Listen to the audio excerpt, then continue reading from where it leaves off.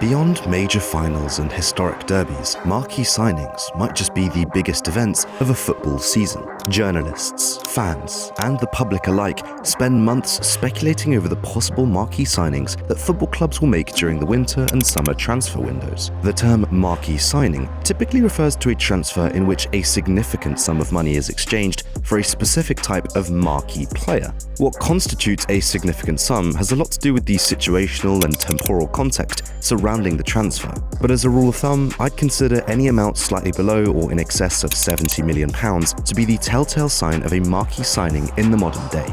When it comes to the type of players that clubs are willing to pay these large sums of money for, we can usually observe three marquee archetypes. The first being the prodigy, a young player with immense skill and potential who has already proven to be a key asset for their current club, demonstrating their worth and abilities on the pitch against other formidable and seasoned players. A talented and adept young footballer who already elicits intimidation and admiration from others on and off the pitch. The second archetype is the investment, a player who, despite being recognized as a talented footballer, may not be such an obvious choice to pay such a large amount of money for.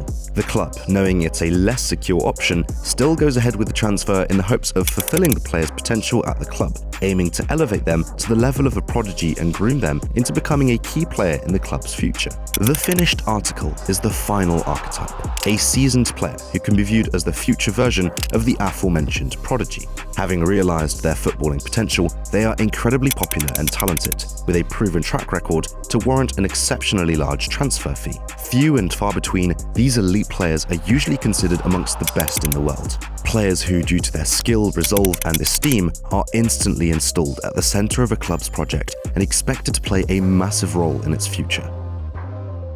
Marquee signings are coveted by fans, not just because they play a key role in maintaining the club's performance and strength, but also because they're spectacles.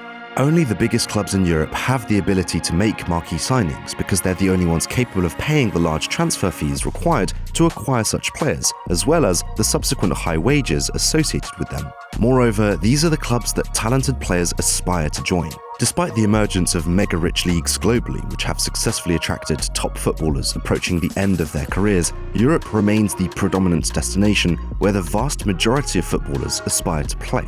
The spectacle of the richest and biggest clubs in Europe buying players for tens or even hundreds of millions of pounds is an exhilarating thing to experience and sets the tone for who the industry believes to be the most promising and talented football players in the world. This experience can be heightened by the accompanying drama and industry politics involved in the transfer, adding another layer to the entertainment of it all. Whether it's an academy or a long-time player moving on to another club, or an already packed team adding another generational talent to their roster, marquee signings always end up being hot topics.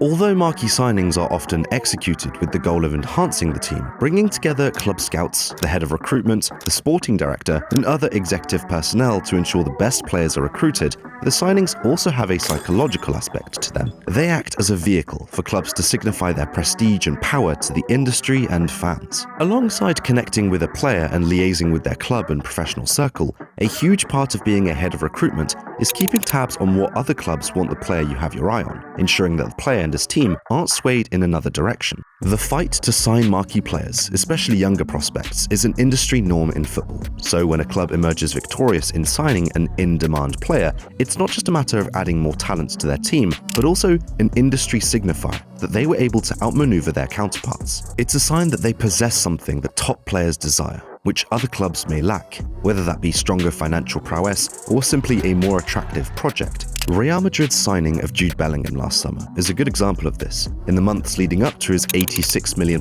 transfer, both Manchester City and Liverpool were reported to have shown serious interest in acquiring the young player from Borussia Dortmund. However, it was Real Madrid who managed to secure the midfielder. Liverpool reportedly withdrew their interest due to Bellingham's high asking price and financial package, while City found themselves sidelined as Bellingham favoured Real Madrid. Despite their high interest in securing the footballer, City didn't even submit offers or provide financial numbers to either Borussia Dortmund or Bellingham due to the footballer's preference for Madrid. For Florentino Perez and Real Madrid, signing a player that other big European clubs were highly interested in serves as a sort of proof that they're not only financially more capable when it comes to big signings, but also remain incredibly desirable in the eyes of talented footballers. Alongside serving as a proof of prestige, these signings can also act as vehicles to assert power. An early example of this can be seen again with Perez's Real Madrid in the infamous Luis Figo affair, where the player made the controversial transfer from Barcelona to Real Madrid. During the 2000-2001 summer transfer window, Real Madrid paid the £50 million release clause of Figo, breaking the £38 million transfer record set by Christian Vieri, to become not only one of the most infamous transfers in football history, but also the most expensive transfer at the time. This provocative transfer, orchestrated by the then newly elected Florentino Perez, kick-started the Galactico project, a project that featured multiple marquee signings, from Zidane to Beckham to Brazilian Ronaldo, as part of Perez's plan to purchase football's biggest superstars and create a completely world-class super team. The ability to sign all the first-generation Galacticos within such a condensed timeframe was an aspiration that was even beyond contemplating for most clubs at the time. Despite varying opinions of this generation of Galacticos among football fans, the project still inarguably stands as a symbol of Real Madrid's immense power at the time. As with most major events in the football world, marquee signings have also garnered their fair share of criticism. One of these criticisms is the incredible pressure these signings place on young players to live up to their expensive price tags.